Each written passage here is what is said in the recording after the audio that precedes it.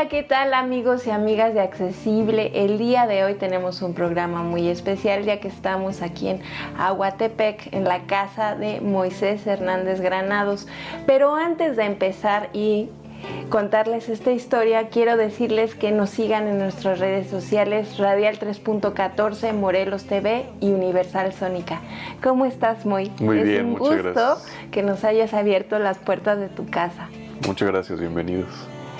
Pues, ¿cómo se dio tu accidente? Porque tiene una peculiaridad que nuestro auditorio a lo mejor no conoce, porque eres bastante conocido en Cuernavaca, pero ¿por qué no nos cuentas cómo es que adquieres esta discapacidad?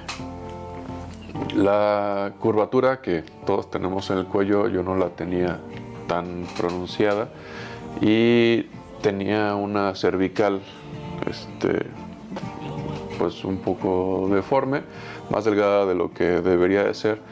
Entonces un día nadando, al echarme un clavado, se movió del lugar y me cortó la médula. Entonces tengo una lesión medular a la altura de C6 que me impide tener señal del cerebro al resto del cuerpo. Y, por ejemplo, ¿cómo fue ese día del accidente o cómo lo recuerdas tú? Porque a veces a lo mejor ya con los años las cosas se borran o se cambian o se vuelven como recuerdos extraños porque dices, sí, lo viví. En cuanto a las sensaciones, ¿cómo tú recuerdas el día de tu accidente? Pues no soy mucho de quedarme en el pasado o quedarme en recuerdos, pero fue un día con amigos, fuimos a Teques y rentamos una casa, entonces estábamos pues en la chorcha y pues el plan era nadar.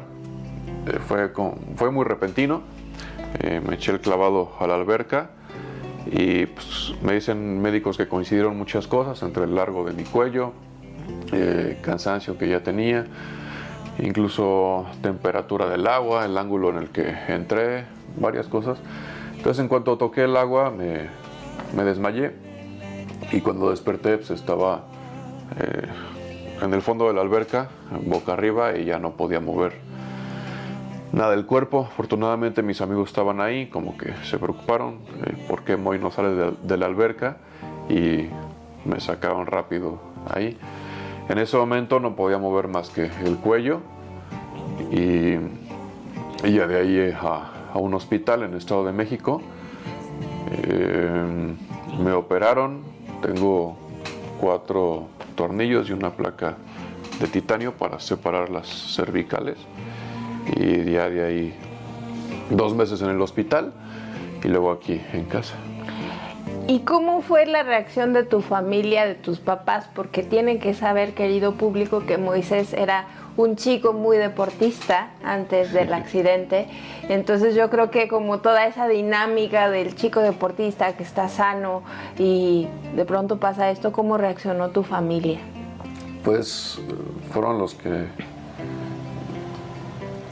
Sí, han sido los que más me han ayudado, pero creo que en situaciones como esta afecta a veces más a la familia que uno propio, ¿no? Entonces nos cambió todo.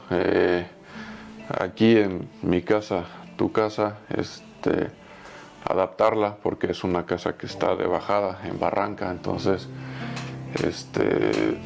sí, las adecuaciones de la casa, pero más de la familia para esta situación, fue un cambio tremendo. Y de alguna forma cuando sucedió el accidente, ¿qué te dijeron los doctores? Porque ha coincidido en diversos programas de Accesible que a veces los doctores alertan demasiado o dan diagnósticos o errados o demasiado exagerados, de tal forma que ponen a la persona que adquiere la discapacidad en un estado de pues ya no voy a hacer nada conforme a lo que me están diciendo los doctores. ¿Qué diagnóstico te dieron en ese momento tal vez? Y a lo mejor a tu familia que los hizo alterarse o pensar en escenarios catastróficos.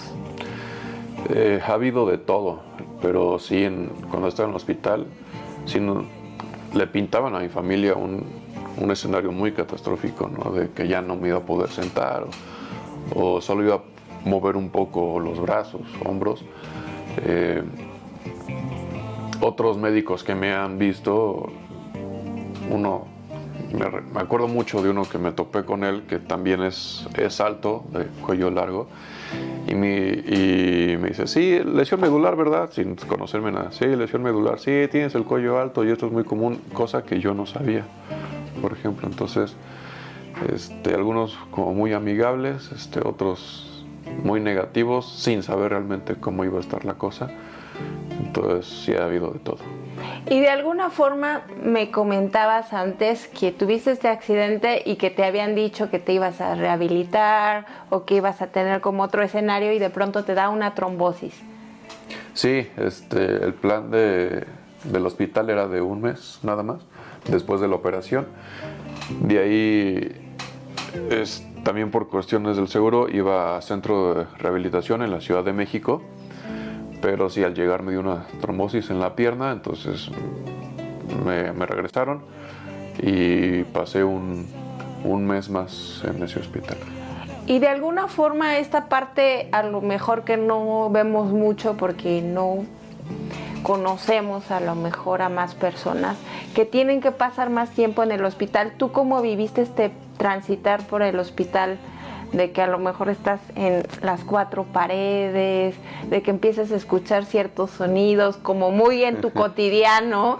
Sí. ¿Cómo se vive esta experiencia en un hospital o que las enfermeras entran y salen cuando quieren? ¿Cómo la viviste tú? Pues fueron los días más complicados porque éramos 4 en el mismo cuarto, entonces como fui el paciente que estuvo más tiempo ahí, pues veía entrar y salir a otras personas con temas, pues a veces muy, no sé si decirlo, desagradables o a veces invasivos, ¿no? De estar junto a otra persona que le pasan cosas graves también.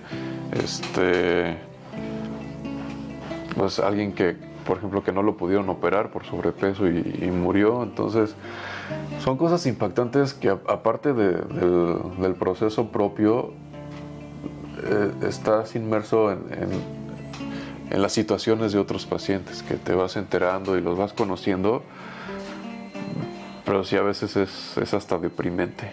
Y de alguna forma hablas de esta vulnerabilidad al estar en el hospital y conocer a estas otras personas.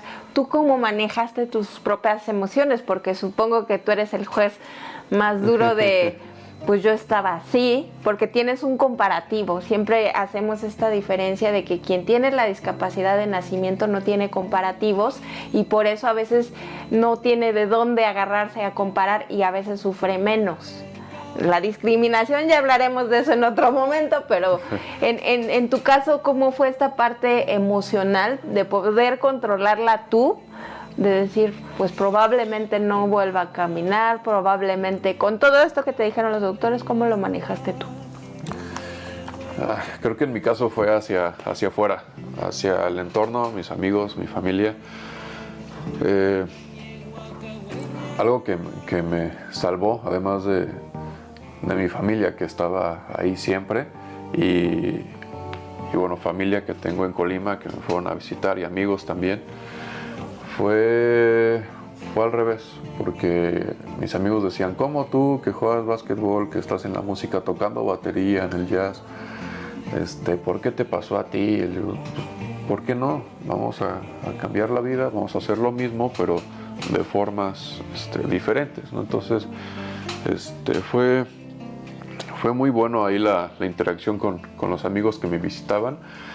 Incluso situaciones chistosas, ¿no? De cuates que estaban estudiando medicina en ese momento o estaban por terminar y como no podía tener más que una visita a la vez, se disfrazaron de médicos y llegaron todos ahí, la bola de amigos disfrazados ilegalmente, pero estuvo muy padre.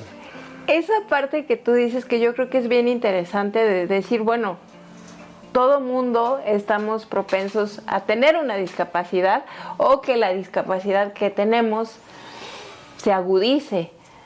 por la vejez, siempre es una cosa que decimos, ¿no? Que hay que tratar de entender que no es algo que se desea, pero cuando ya se tiene, hay que buscar estos mecanismos de seguir viviendo, de hablar los temas con dignidad, sin lástima, y de alguna forma siendo muy honestas y honestos de qué es lo que te duele, qué es lo que te lastima, de qué cosas quieres hablar, de qué cosas no quieres hablar, y generar esta cultura del respeto en una sociedad que yo creo que a veces no está preparada para convivir con personas con discapacidad.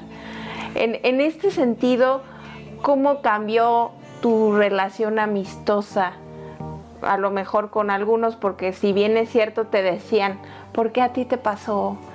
Como una negación hacia ellos de, pues yo no quería que te pasara, pero te pasó, y entonces ahora como yo, persona sin discapacidad, voy a interactuar contigo. Entonces, ¿cómo creaste estos puentes con tus amigos, los que realmente fueron tus amigos, no los que se fueron, para que pudiera renacer este Moy que ahora vemos? Sí, fue un cambio drástico, porque incluso por la carrera que estudié, pues veía muchos temas de deporte adaptado. Entonces, aún así, viendo y trabajando con personas con discapacidad, pues decía, esto no me va a pasar, soy sano, hago mucho deporte, no va a pasar, y pasó, ¿no? Entonces, sí, esa transición fue un poco complicada para mí y para mis amigos también. Pero sí, esta parte de nuevos amigos fue muy, muy drástico, ¿no? Porque tenía ciertos amigos antes de mi discapacidad que no dejan de ser amigos los que se alejan, porque se alejan por diferentes razones.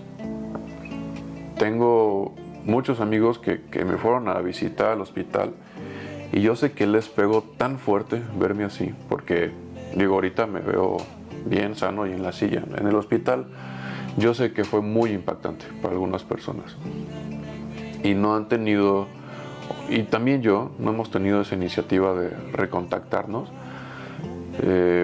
pero sé que están ahí, ¿no? Otras personas sí, ha sido diferente, y sé que la amistad se ha perdido por otros temas, a veces directamente con mi discapacidad y la situación actual, ¿no?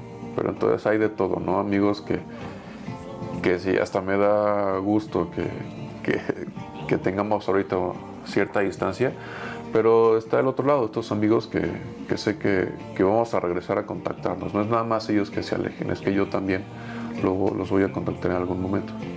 Y de alguna forma, hablando de amigos, y ya veníamos hablando de la familia, pero en términos de pareja también eso sucede o llega a pasar mucho, de que tienes una pareja, hay un accidente muy drástico y no es la culpa de la otra persona, pero sin embargo se aleja. En este caso, ¿cómo pasó contigo?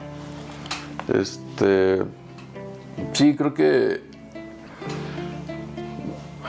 pues ese día sí fue con mi pareja. Nos distanciamos por eso y otros temas, pero sí cambia la situación. Al tener novia, ya después la forma de conocer a las personas es distinta, y sí son como que son personas más puntuales por situaciones, ¿no? Entonces, digo, ha sido parecido a antes de que pues, he tenido novias desde entonces, ¿no? Van 13 años, cumplo 14. No sé si las parejas que he tenido en este tiempo tengan una perspectiva muy, muy diferente o haya sido igual, ¿no? Por ejemplo, tuve novia que incluso la conocía desde antes de mi accidente y nos reencontramos 20 años después, ¿no? Entonces, son casos muy distintos por cada persona. Sí, y esa parte que dices que a lo mejor, pues ahora tienes que tener como cierto tipo de personas, porque evidentemente al verte en una silla impacta, y yo siempre lo he dicho, como que no está mal decir que me impacta, que me sorprende, porque pues evidentemente al tener una discapacidad habrá algunos que no vean, habrá algunos que cogen como yo, o algunos que estén en una silla como tú, pero de pronto el hecho de decir no le voy a decir y voy a pasar como si nada pasara, esa actitud hace como que nos demos cuenta de que algo está pasando y está mal, y entonces decir, ¿por qué no preguntan? En este sentido, tú, por ejemplo, has tenido trato con niños porque has sido maestro de niños. ¿Cómo les explicaste tu discapacidad? Porque los niños, déjenme decirles que son de las personas que más preguntas y sin menos prejuicios hacen. Entonces, ¿tú cómo les explicaste tu discapacidad? Con cada niño es diferente. Ahorita tengo más de 100 alumnos entre los lugares que trabajo, y cada cabeza de un niño es un mundo tremendo, pero también su educación es muy distinta. A veces yo sé que cuando habla un niño, realmente están hablando sus papás a través del niño. Y sí, todo se basa en la educación que tienen, pero a todos pues les respondo de diferente forma, ¿no? Porque me preguntan muy distinto, y algunos hasta empiezo con bromas y después ya les explico cómo fue la situación, ¿no? Con niños que sé que están en ese ritmo más acelerado de siempre bromear, estar en las risas, me ha pasado. Profe, ¿por qué estás así? Ay, porque me da mucha flojera caminar y mejor corre tú en vez de mí. Y ya después le platico, no, pues sí, mira, tuve un accidente, se me movió un huesito del cuello y por eso estoy así. Y ya si preguntan más, les explico, ¿no? Pero, pues sí pasa. Y pasa mucho que me preguntan cuando no están sus papás, ¿no? Como que es algo más personal, más entre el niño o la niña y yo, y a veces es algo muy bello también. Pues, ¿qué crees, Moy? Ya llegamos a la primera parte del programa, y para seguir platicando, primero nos tenemos que ir a una pausa, así que amigos y amigas, no se vayan. Yo soy Natalia Correa, están en su programa Accesible, ya regresamos para seguir platicando con el maestro Moy, que nos platique de toda esta labor educativa que estás haciendo en los deportes y un poquito de más cosas. No se vayan, regresamos.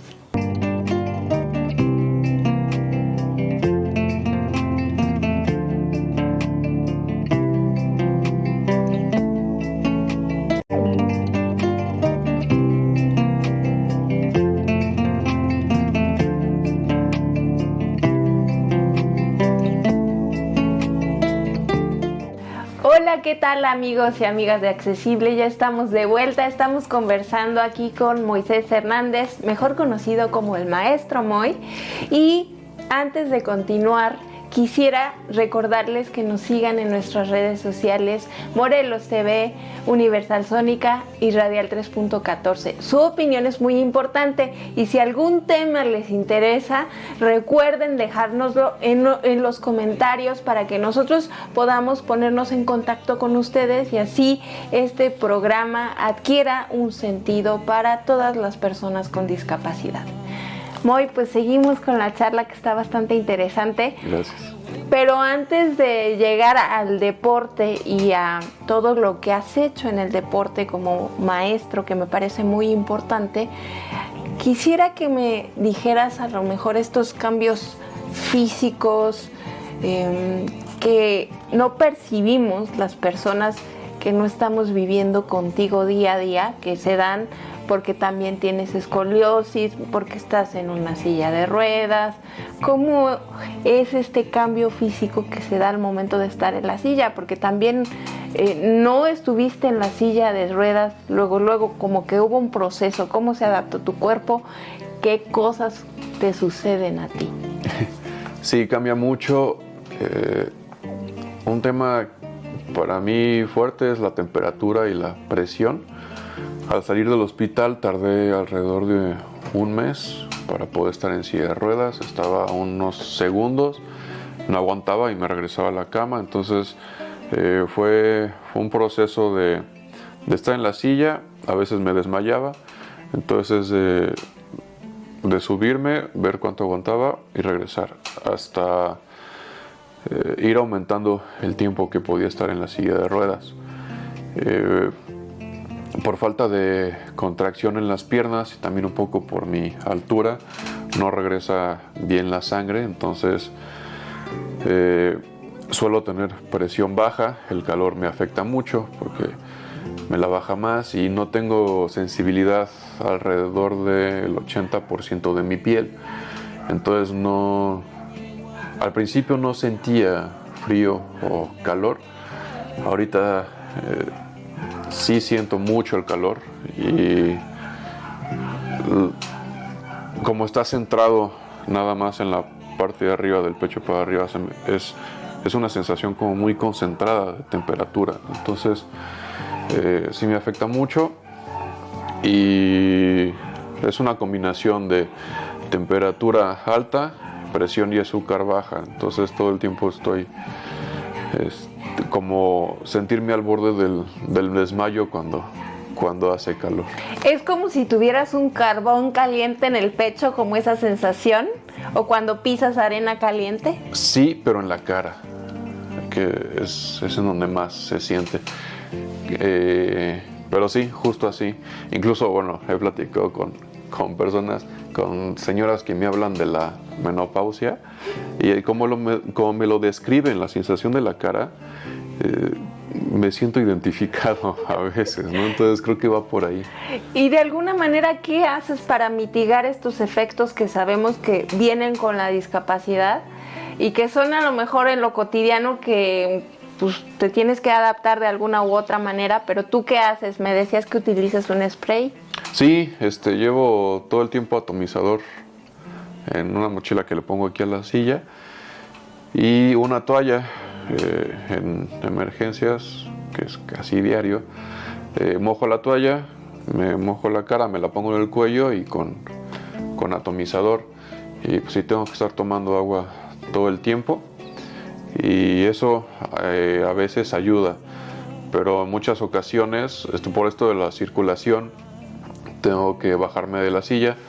Me ha pasado muchas veces que a medio entrenamiento o partido les pido a mis alumnos bajarme al piso y así me recupero mucho más rápido por la circulación. Y por ejemplo, esta interacción que tienes con tus alumnos me interesa mucho porque a fin de cuentas es un ejemplo claro de inclusión, de decir, bueno, tengo un maestro que es muy bueno en lo que está haciendo y tiene conocimientos, como siempre lo hemos dicho.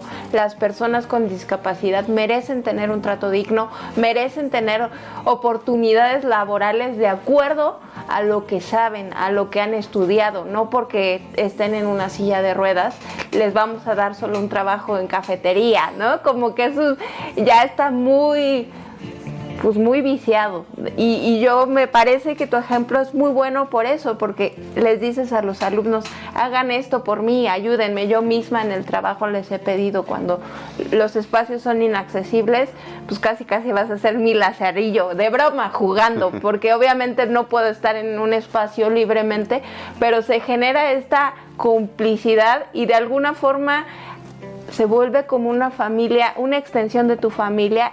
¿Y tú cómo les enseñas? O sea, me interesa cómo les enseñas un deporte, por ejemplo, como el básquetbol, que es un deporte de contacto, de pronto de la emoción, de la emotividad. ¿Cómo haces eso con tus alumnos?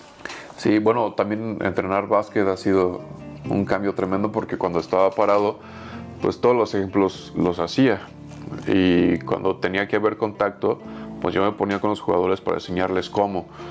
Creo que también la educación de nosotros, los que tenemos discapacidad, es importante, ¿no? He tenido colegas que por coincidencias también tienen discapacidad y no me gusta cómo algunas personas con discapacidad piden las cosas, ¿no? Por ejemplo, creo que no está mal ser amables y ser agradecidos. Entonces creo que el entendimiento con mis alumnos y colegas es muy, muy importante. En uno de mis equipos, digo, sí, somos 3 entrenadores, a veces 4. Entonces el entrenador principal ya me conoce desde hace muchos años, ¿no? Y él me ayuda mucho y cada vez que viajamos, él como que está muy, muy atento a mí, especialmente cuando vamos a lugares calurosos, ¿no? Que nos ha tocado ir a Guerrero, a la costa, entonces ahí es tremendo el calor y sí le pido más cuidado. En una universidad donde trabajo, que también son muchos viajes, en el básquet hay muchísimos viajes, tenemos muchos nacionales y viajo a veces más de lo que me gustaría, ¿no?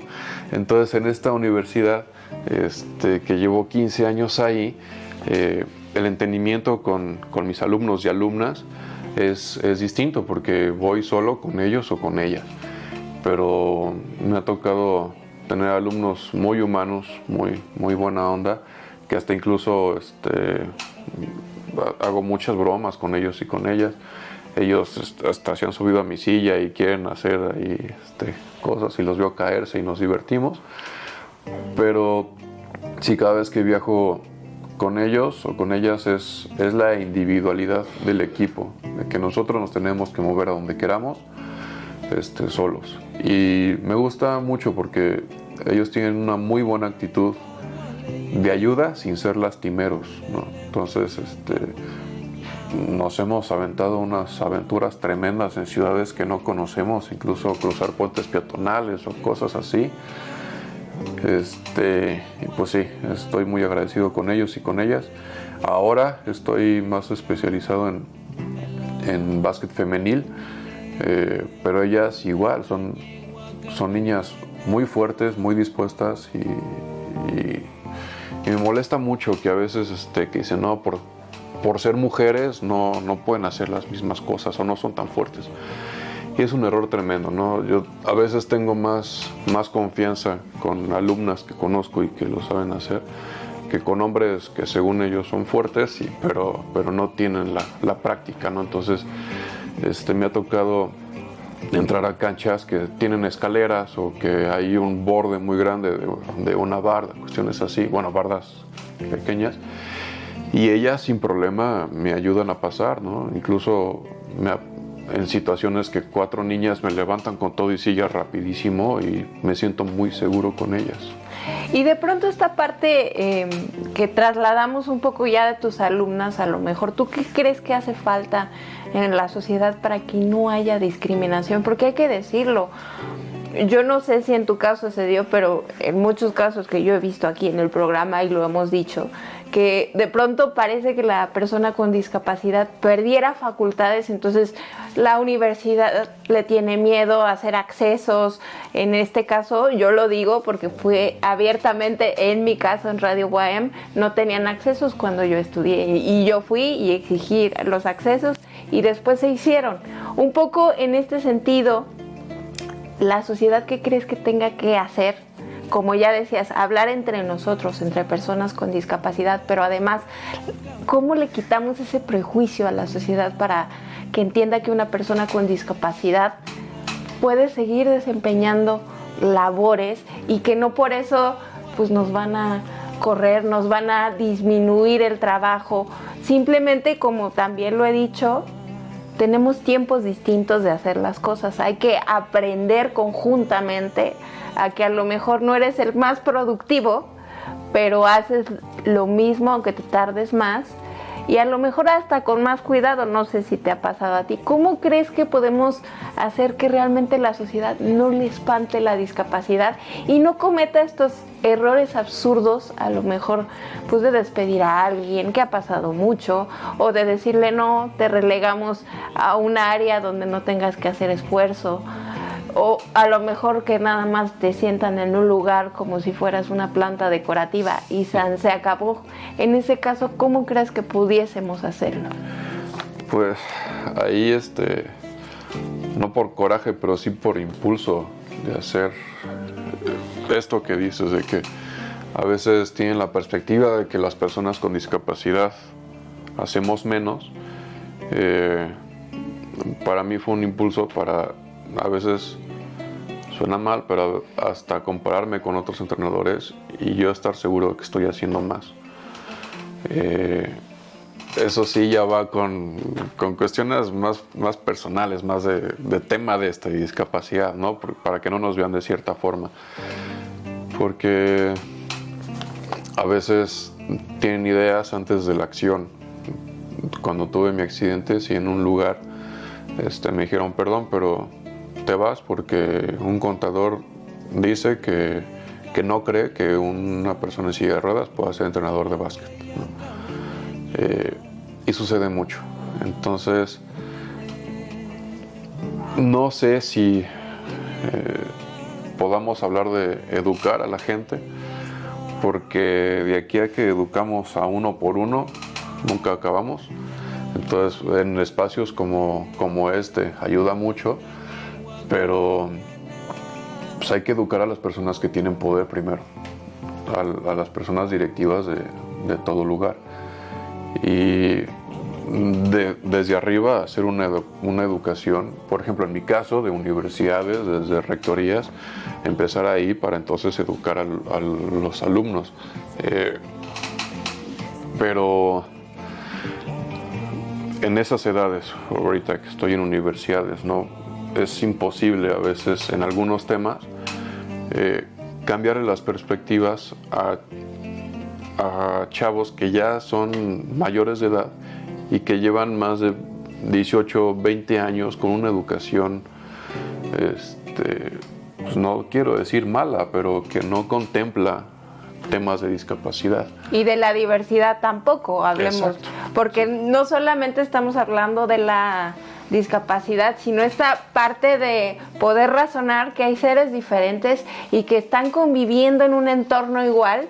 Y esto me lleva a otra pregunta que yo creo que es bien interesante, porque justo lo que estás diciendo lo hemos dicho en el programa, que se tiene que pensar a partir de hacer iniciativas que contemplen a la discapacidad, pero no de manera lastimera, como bien dices, y que también se nos den derechos laborales, que se nos den derechos políticos y derechos también, ¿por qué no decirlo?, de salud. ¿Cómo te impactó? Porque yo siempre le pregunto a una persona que tiene un accidente, ¿cómo te impactó económicamente la discapacidad? Porque he sabido que una persona con discapacidad gasta muchísimo más que una persona aparentemente normal, entre comillas, porque se vienen una serie de gastos y de situaciones, terapias que no contemplas. ¿Cómo fue en tu caso? Sí, bueno, perdón, primero que me vaya antes al tema anterior, porque se me hace importante esto que comentas, el tema de la diversidad, porque los que estamos en el tema de discapacidad podemos educar alumnos y están abiertos a aprender. Pero cuando hablas de tema de diversidad en general, ya llevan muchos un bloqueo de la familia, que los papás le dijeron que eso está mal, que no va por ahí. Entonces es reeducar, pero echando pasos hacia atrás. Es muy diferente. Y así, perdón, pero en este tema, pues los que tenemos discapacidad la tenemos más fácil, ¿no? Y sí, el gasto es tremendo. Las terapias son carísimas y por ejemplo, aquí en mi casa, tu casa, que es una subida que no está pavimentada, acá a la entrada se hace un charco tremendo. Lo vimos. Sí, a nadar un rato. Entonces, depende de cada persona. Yo no puedo ahorita irme en la silla de ruedas, bajar el empedrado e irme a la calle principal que no tiene banqueta para subirme a un camión que no pasa. El camión del IMSS no pasa por aquí, entonces no puedo subirme a una ruta. Si pido un taxi, depende del taxista si me pueda ayudar o no, que todos me pueden ayudar, pero a veces no lo quieren hacer. Bueno, otro tema, pero me ha pasado mucho que no puedo ir a lugares con amigos, a restaurantes, varias cosas así, porque hay que subir 3 pisos, ¿no? Y la gente de ahí no está dispuesta a ayudar. Pero sí, como dices, el gasto es tremendo. Por esta dificultad que tengo para entrar a mi casa, pues lo más importante para mí es tener coche adaptado. Entonces, la inversión más grande que he hecho fue tener coche. Ya lo adapté, pero por ejemplo para apoyos gubernamentales de discapacidad, que me pasó hace, no me acuerdo, eran 3, 4 años, que dijeron, van a haber algunos apoyos para ciertas personas con discapacidad. Entonces llegué y como me vieron llegar en coche, me dijeron, no, o sea, tú olvídalo, llegaste en coche, no puedes tener un apoyo si tienes coche propio. Le digo, sí, tengo coche propio, pero no tengo casa. Y bueno, digo, esta casa es de mis papás y estoy muy agradecido con ellos, pero a veces no perciben en dónde está la inversión de una persona con discapacidad. No, y además es cierto lo que tú dices, porque evidentemente al tener discapacidad es mucho más difícil conseguir un empleo con prestaciones, con ciertas cosas y tener un ahorro. Porque evidentemente yo siempre lo he dicho, una persona con discapacidad es imposible que tenga ahorros, porque se cae, porque se lastima, porque se tiene que hacer ciertas terapias, porque tiene que comer ciertas cosas, porque usa bastones, sillas, porque hay que cambiarle las llantas, todo eso que te puedo decir así porque lo he visto y lo he vivido. De pronto son gastos que no consideramos y yo de pronto sí, muy frustrada, le digo a mi mamá, es que yo quisiera ahorrar, pero no puedo. Y no es que esté gastando en cosas obscenas de me estoy comprando lujos o estoy comiendo en restaurantes. No, es teniendo una rutina pues muy básica de que me tengo que cocinar. Y en este caso tú, por ejemplo, tienes tu coche y me decías que también lo has utilizado como Uber, que eso ya también es otra cosa. Porque la precariedad nos lleva a tener muchísimos empleos y a esta parte que yo te decía de la productividad, ¿no? De cómo vas a ser productivo si tienes que hacer 5 o dos cosas más. Es imposible para una persona con discapacidad, con estos ritmos distintos. Entonces lo que terminas haciendo es sacrificando parte de tu espacio, digamos, de diversión. Y eso también yo supongo que pues dices, bueno, tengo que trabajar, tengo que hacer mis cosas, buscar una independencia, porque evidentemente, no sé si lo has platicado con tus papás, pero la muerte es un tema que está pulsando y pulsando y pulsando. En este caso de yo tengo que ser independiente, yo Moy tengo que ser independiente porque el día de mañana pues podré tener esta casa, pero mis papás ya no van a estar conmigo, entonces tengo que buscar esas formas para ser independiente. ¿Cómo has buscado tú esas formas a lo mejor para que algún despistado que ande por ahí que a lo mejor no sabe ni cómo empezar? Sí, creo que algo que se me complicó muchísimo al principio, pero que después me ayudó viendo de otra perspectiva, es que, digo, lo ideal sería buenísimo que cada persona con discapacidad adquirida conociera luego a una persona que tenga su misma discapacidad. Entonces, yo tardé mucho en conocer personas que tuvieran lesión medular, o sea, como tan específica como la mía, ¿no? Entonces eso sería buenísimo porque te cambia una experiencia que te marca caminos. Pero entonces, después yo en terapia me topé con alguien que tenía la misma lesión que yo y que la acababa de adquirir y me dijo esto: oye, qué alivio que tú me puedes decir esto, cómo moverme, cómo hacer las cosas, cosas que son muy prácticas, ¿no? Que por no saber te puedes tardar años en darte cuenta, pero alguien que tiene la misma discapacidad pues te lo dice y en un minuto ya lo tienes aprendido. Sí, los gastos son tremendos. Para mí pues, la silla de ruedas, digo, esta fue patrocinada y estoy agradecidísimo, pero hubiera sido imposible comprarla, ¿no? El ciclismo me gusta mucho, aunque ya no hay competencias para mi categoría, no hay para cuadraplegia completa. Pero por ejemplo esta sí esta silla que tengo es muy cara también, pero son sillas que tienen que ser hechas a la medida, porque si no, aparte de la escoliosis que tengo, que podría agravarse si no tuviera esta silla de ruedas, sí, el gasto es tremendo, porque son cosas muy, muy exactas.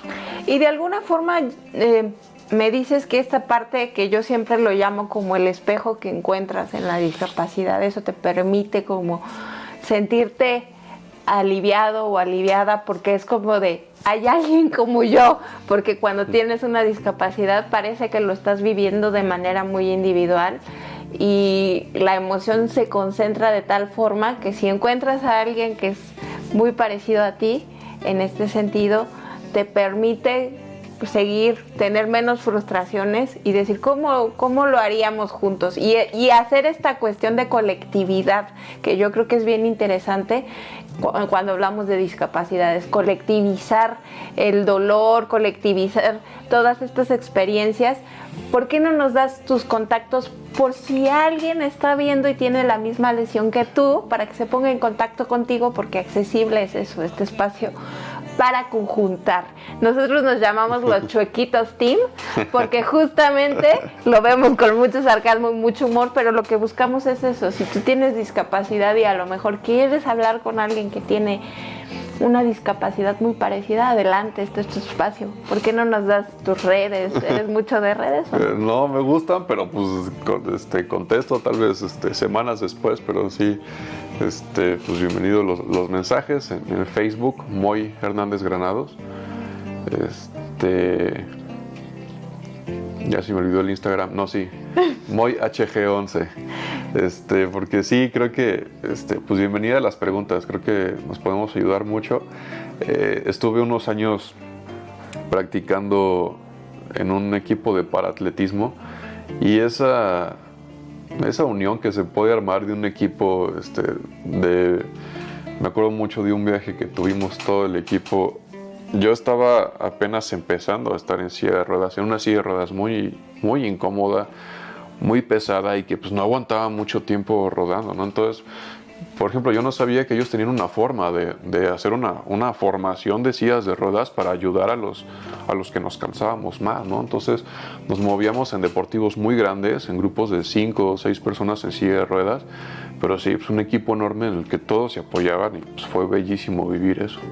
Pues mira, ¿qué crees? Ya se nos acabó el programa. Desgraciadamente vamos a tener que hacer un volumen 2 en algún otro momento. Buscaremos otros temas porque se nos ha quedado demasiado en el tintero.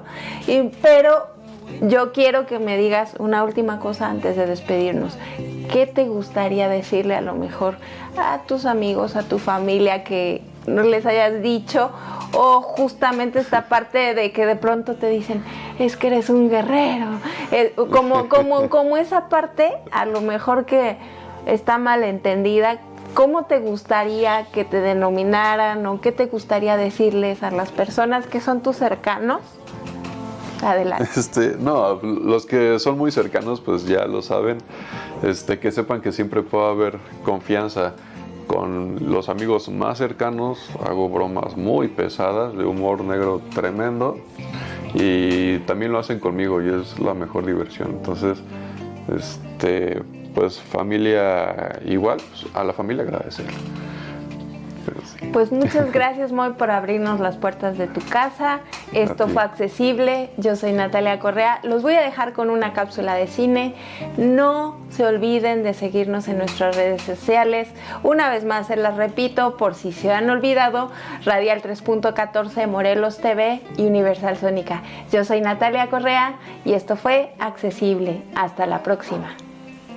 Cine al Instante, Disca, con Natalia Correa. Hola, ¿qué tal amigos de Cine al Instante Disca? Yo soy Natalia Correa y el día de hoy vamos a hablar de la película Goyo, una película del director Marcos Carnevale, protagonizada por Nicolás Furtado y Nancy Dupláa. Goyo es un hombre con Asperger, fanático de Van Gogh, que trabaja como guía en el Museo de Bellas Artes en la ciudad de Buenos Aires. Su estructurada rutina se ve interrumpida cuando conoce a Eva, la nueva guardia de seguridad del museo, y es entonces cuando comienza a experimentar emociones y sentimientos por ella. Esta es la premisa de la historia, que sin duda se vuelve más compleja al pasar de los minutos. Pero quizá una de las preguntas que debamos hacernos es, ¿se logra el cometido de no caricaturizar una discapacidad en pantalla? Creo que sí. aunque por momentos cae en clichés. Sin embargo, hay escenas bastante notables que hay que rescatar y resaltar. Parece que la temática del amor para una persona con discapacidad, sea la que sea, es un tema del que no se habla.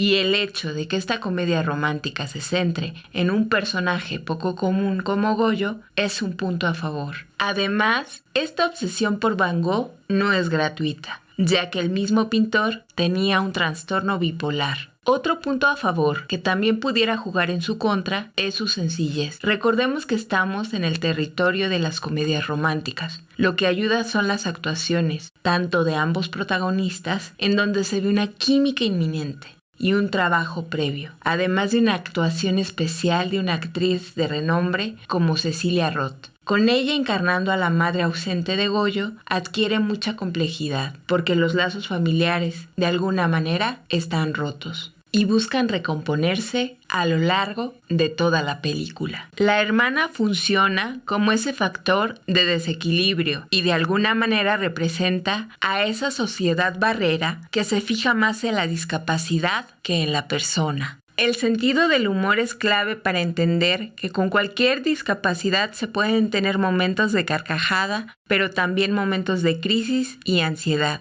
Nos ayuda para no vivirlos como una sentencia meramente solemne y aprender lo que tengamos que aprender. En este sentido, creo que la película cumple su cometido. Habrá que ver si esta gran plataforma continúa incluyendo estas temáticas sobre discapacidad en sus contenidos, o es meramente una moda políticamente correcta, y ojalá se permita mucha más apertura para ver actores con discapacidad en el cine. Creo que cuando eso empiece a suceder de manera constante, podremos hablar de inclusión en este campo. Antes, no. Esto fue Cine al Instante Disca. Yo soy Natalia Correa. Hasta la próxima.